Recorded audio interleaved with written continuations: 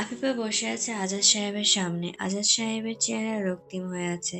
যে কোনো সময় মেয়ের উপর ঝাঁপিয়ে পড়বেন এরকম একটা ভাব তার মধ্যে স্পষ্ট। ধ্রুব বড় চাচার পেছনে দাঁড়িয়ে আছে। একটু দূরেই আদনান বসে আছে, রাগে ফুঁসছে। আফিফা বারবার চোখ মুছছে। আজাদ সাহেব ধমকে বললেন, তুই এখন কি চাস আমাকে সেটা বল। আমি তোকে দরকার হলে টুকরো টুকরো করে কেটে নদীতে ভাসিয়ে দেব, মনে রাখিস। তবুও তোর বিয়ে হবে আমার পছন্দের ছেলের সাথেই। আফিফা কোনো কথা বলতে পারল না। শালক দূরে দাঁড়িয়ে কাঁদছে ভয়ে। সবার থমথমে মুখ দেখে শালক আরো ভয় করছে। আফিফা জবাব দিল না। আদনান চিৎকার করে বলল, ধরে কষে একটা থাপ্পড় দেন আব্বা, দেখবেন সব ঠিক হয়ে যাবে। বেয়াদব হয়েছে। আফিফা চট করে জবাব দিল, তোমার মতন বেয়াদব তো হয়নি। বড়লোকের মেয়ে বিয়ে করার জন্য তুমি যেভাবে নিজের ভালোবাসার মানুষকে অস্বীকার করছো তেমন তো করিনি। আদনান চমকে উঠল, আশার দিকে তাকালো। ডাইনিং টেবিলে চেয়ারে বসে আশা মিটিমিটি হাসছে। আশা কি কিছু বুঝতে পেরেছে? আদনান সতর্ক হলো, আফিফাকে বিগড়ানো যাবে না। সব ফাঁস করে দিলে সোনার হরিণ হাতছাড়া হয়ে যাবে তার। আজাদ সাহেব আফিফার মুখ ওপরের দিকে তুলে ধরে নরম স্বরে বললেন, দেখ মা, যদি এমন হতো যে জহিরও তোকে পছন্দ করতো তাহলে একটা ব্যাপার ছিল, আমরা ভাবতাম বিষয়টা নিয়ে। জহির আমাকে বলে দিয়েছে ইতিমধ্যে সে প্রয়োজন হলে বাড়ি থেকে চলে যাবে। তাহলে তুই বল এই মুহূর্তে আর তোর কি করার আছে? আফিফা জবাব দিল না। সে নিজেও জানে তার কিছু করার নেই। তবুও একটা চান্স পেতে চেয়েছে। জহির ভাইকে জানাতে চেয়েছে নিজের মনের কথা। জহির ভাই রাজি থাকলে একটা হিসাব, আর না থাকলে অন্য হিসাব। অশ্রু টলমলে চোখে ধ্রুবর দিকে তাকিয়ে আফিফা বলল, আমার কিছু বলার নেই ধ্রুব। আমি তবুও এখন নিজেকে বোঝাতে পারবো এই বলে যে আমি তো আমার মনের কথা জানিয়েছি জহির ভাইকে। সে আমাকে প্রত্যাখ্যান করেছে। আজ যদি এই কথাটা না বলতাম সারা জীবন আমার আফসোস থেকে যেত, এই ভেবে যে কোনো একবার সাহস করে সবাইকে জানালাম না। ধ্রুব কি করবে বুঝতে পারল না। নয়নার ভীষণ খারাপ লাগলো আফিফার জন্য। মায়ের রুমে গিয়ে দেখে জহির বসে বসে নখ কাটছে। নয়নাকে দেখে হেসে বলল, নিধি কেমন কামড়ে দেওয়া শিখেছে দেখেছিস তুই? দেখ না আমার নখে কি অবস্থা করেছে পাজিটা। নয়না ভাইয়ের সামনে বসে বলল, আফিফা ভীষণ কাঁদছে। জহির হেসে বলল, সে তো আমি নিজেও দেখেছি আমার বোনকে কাঁদতে। তাতে কি? আমার বোনের কান্না দেখে কি ওদের মন গলেছে? আদনান যে এরকম একটা বিট্রে করলো, কেউ কি একবারও একটা কথা বলেছে ওরা? তাহলে আফিফা কাঁদলে আমার কি? এমন তো না যে আমি ওকে মাঝপথে ছেড়ে দিচ্ছি বা ওকে ঠকাচ্ছি। আমি এসবে জড়িত ছিলামই না কখনো। তাহলে আমার মাথা ব্যথা কিসের? নয়না ভাইয়ের হাত চেপে ধরে বলল, তুই এত কঠোর কেন ভাই? জহির হেসে ফেলল বোনের কথা শুনে। তারপর বলল, আমার মনে যে কি পরিমাণ মায়া তুই ভাবতেও পারবি না। একদিন বুঝবি সেটা। মেহমান এলো দুপুরের দিকে। 2 সিএনজি করে মোট 10 জন, বাইকে করে এসেছে 4 জন। শালক একেবারে জবরদস্ত একটা সাজ দিয়েছে, যেন আজকেই বিয়ে হচ্ছে কারোর। ধ্রুব একটা সাদা শার্ট আর লুঙ্গি পরে নিচের দিকে যেতে নিতেই শালুকের সাথে দেখা হয়ে গেল তার। মুহূর্তে মেজাজ বিগড়ে গেল তার। যেন শালুক নয়, একটা ক্রাউন দাঁড়িয়ে আছে তার সামনে। তবুও রক্ষা মাথায় হেজাব থাকায় একটু ভদ্র লাগছে তাকে। কোনো কথা না বলে ধ্রুব চলে গেল। পলকও এসেছে সবার সাথে। ধ্রুব গিয়ে বন্ধুর সাথে হ্যান্ডশেক করলো। সবাইকে সোফায় বসতে বলে নিজে গিয়ে ট্রেতে করে সবার জন্য শরবত নিয়ে এলো। আদনান আশার হাত ধরে নেমে এলো নিচে। শালুকের ভীষণ রাগ হলো এত আদিক্ষেতা দেখে। মেহমানদের সাথে শাপলার বয়সী দুটো মেয়ে এসেছে। ওরা পুরো বাড়ি ঘুরে দেখছে। মধ্যবয়সী 3 জন মহিলা উঠে গিয়ে রান্নাঘরের দরজায় গিয়ে কিছুক্ষণ দেখলো। তারপর ফিসফিস করে কানাকানি করে নিজেদের মতন ওপরের দিকে গেল। শালকের কেমন যেন লজ্জা লজ্জা লাগছে হঠাৎ করেই। মহিলা 3জনকে ওপরের দিকে আসতে দেখে শালক সরে গেল। তারপর বের হলো মেয়ে দুটোকে দেখে ওদের সাথে ভাব করতে। শালকের এরকম সাজ দেখে মেয়ে দুটো হেসে ফেললো। একজন আরেকজনকে ফিসফিস করে কিছু বলল। শুনতে না পেলেও শালক বুঝতে পারলো ওকে নিয়ে কিছু বলছে ওরা। হঠাৎ করে শালকের মন খারাপ হয়ে গেল। ওরা কি শালকের সাজ নিয়ে কথা বলছে? রুমে ঢুকে শালক দরজা বন্ধ করে দিল। তারপর আয়নার সামনে গিয়ে নিজেকে ফিরিয়ে দেখলো। কিছু বুঝতে না পেরে সব মেকআপ তুলে ফেললো রাগ করে। তারপর গায়ে টকটকে লাল জামা চেঞ্জ করে একটা হলুদ রঙের সুতির থ্রি পিস পরে নিল, সাদা হেজাব পরে নিল। আফিফাকে সাথে নিয়ে আফিফার দাদি মেহমানদের সামনে গেল।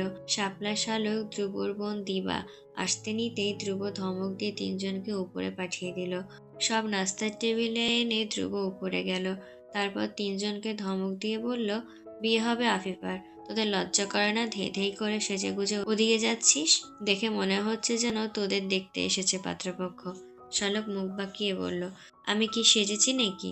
ধ্রুব ভালো করে তাকিয়ে বলল, একবার তো একেবারেই জঙ্গলিদের মতন সেজেছিলি, হঠাৎ করে সুবুদ্ধি হয়েছে দেখে না হয় সব তুলে ফেলেছিস। এটা কি হেজাব পরেছিস তুই? হেজাবে এত দাগ কেন? এই তোর খাতা নেই? হেজাবে এত আঁকিবুকি করে রেখেছিস কেন? শালক মাথা নিচু করে বলল, আমি তো হেজাব পরি না, অন্য হেজাব বেশি নেই, এটা আমার স্কুল ড্রেসের সাথে হেজাব। ধ্রুব বিড়বিড় করে বলল, খবরদার, পায়ের গোড়ালির নিচে দিয়ে ভেঙে দিব যদি তিনজনকে দেখি ওখানে এত মানুষের সামনে গিয়ে ঢং করতে। ধ্রুব চলে যেতেই শাপলার কলিজা মোচড় দিয়ে উঠল। আহা, এত যত্ন করা মানুষটা কিনা তার হবে না, সে নাকি অন্য কাউকে ভালোবাসে। শাপলা বিছানার উপর ধূপ করে বসে পড়ল। তার কিছু ভালো লাগছে না এখন। আফিফা আবার এসব দেখার পর শাপলা তওবা করেছে 100 বার। জীবনেও কাউকে বলবে না সে ধ্রুব ভাইকে পছন্দ করে। কিছুক্ষণ পর মেহমানরা খাবার খেলো। আদনান আশাও বসলো তাদের সাথে খেতে। আজাদ সাহেব দুই ভাইকে নিয়ে বাবাকে নিয়ে বসেছে। খেতে খেতে বিভিন্ন কথা বলছে সবাই। ধ্রুব রান্নাঘর আর ডাইনিং টেবিলে দৌড়াদৌড়ি করছে খাবারের প্লেট বাটি হাতে নিয়ে। সবাইকে খাবার বেড়ে দিচ্ছে, এটা ওটা এগিয়ে দিচ্ছে। আদিবা বেগম নিজের ছেলের উপর ভীষণ রাগ হলো। খাবার পর পাত্রপক্ষ জানালো তাদের মেয়ে পছন্দ হয়েছে। মেয়ে পক্ষ গিয়ে তাদের বাড়ি দেখে আসুক আগামীকাল। মেয়ে পক্ষের যদি সব পছন্দ হয় তারপর তারা এসে বিয়ের কথা পাকা করে যাবে। আদিবা বেগম স্বস্তির নিঃশ্বাস ফেললেন। মেহমান যেতে আদিবা বেগম আদনানের উপর ঝাঁপিয়ে পড়লেন যেন। ছেলেকে ধমকে বললেন, বেয়াক্কেলের মতন যে খেতে বসে গেলি তুই? একবারও এটা মাথায় ছিল না মেহমানদের খাবার এগিয়ে ঝুঁকিয়ে দিতে হবে? ধ্রুব ছেলেটা একা একা সব করলো, আর তুই নাচতে নাচতে খেতে বসে গেলি? আক্কেল কি তোর হবে না কোনোদিন? আদনান লজ্জা পেল কিছুটা, কিন্তু কিছু বলল না। কিছু বললে মা এখন অনেক কথা শুনিয়ে দেবে। আশার সামনে প্রেস্টিজ রক্ষা করা এখন দরকার। আশা বলল, তোমাদের এই ব্যাপারটা খুব সুন্দর, আমি খুব এনজয় করেছি। আদনান, আমাদের বিয়ের সময়ও কি এরকম দেখাদেখি হবে? আমাকেও কি আফিফার মতন করে সেজে আসতে হবে? ধ্রুব হেসে বলল, না আশা, তোমার এসব করা লাগবে না। তোমার আর ভাইয়ের বিয়ের কথা তো সবাই জানেই। শুধু একটা ডেট ফিক্সড করা হবে, তারপর কবুল বলে তুমি চলে আসবে আমাদের বাড়িতে। আশা ধ্রুবর দিকে তাকালো। শ্যামবর্ণের লম্বা গড়নে একমাথা ঝাঁকড়া চুলের একটা ছেলেকে ভীষণ সুন্দর লাগছে লুঙ্গিতে। আদনানকে আশা লুঙ্গি পরতে দেখেনি কখনো। আদনান মনে প্রাণে পশ্চিমাদের সংস্কৃতি ধারণ করে পশ্চিমাদের মতোই হতে চায়। ওর মধ্যে কোনো সক্রিয়তা নেই। আশা আদনানকে বলল, তুমি একবার লুঙ্গি পরিও তো, কেমন লাগে তোমাকে দেখবো। আদনান হেসে বলল, পাগল হয়েছে তুমি আশা? আমি আর লুঙ্গি? ইম্পসিবল। কিছুদিন পর আমেরিকান মেয়ে বিয়ে করে আমেরিকান হয়ে যাব। আমি কি না এখন লুঙ্গি পরবো? আশা কিছুক্ষণ ধ্রুবর দিকে তাকালো। ধ্রুব নিজের মতন করে কথা বলছে দাদা দাদির সাথে। তারপর বের হয়ে বাজারের দিকে গেল। শালক সন্ধ্যাবেলা বই নিয়ে বসলো। ইংরেজি একটা প্যারাগ্রাফ মুখস্থ করতে গিয়ে আধা ঘন্টা চেষ্টা চালিয়ে গেল। আধা ঘন্টা চেষ্টার মধ্যে শালক 2 পেজ ভর্তি করে ফেললো হাবিজাবি আঁকিবুকি করে। তারপর শালক অনুধাবন করতে পারলো সে যে আসলে এক লাইনও মুখস্থ করতে পারেনি।